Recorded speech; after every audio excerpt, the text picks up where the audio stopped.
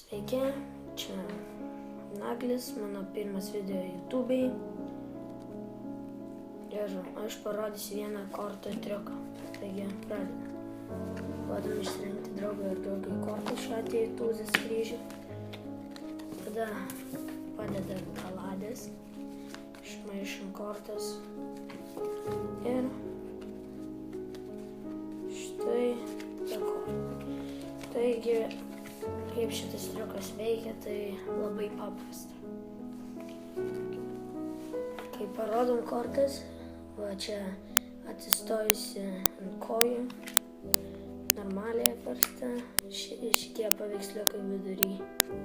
Tai aš čia dabar visus taip padaręs.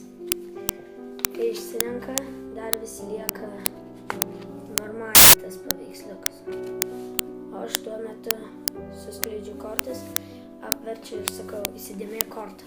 Ir tada, kai įsidėmė kortą ir padedi, tada išmaišai. Ir kai parodai kortas, tai čia dabar apsivertęs paveiksliukas per vidurį va šitas.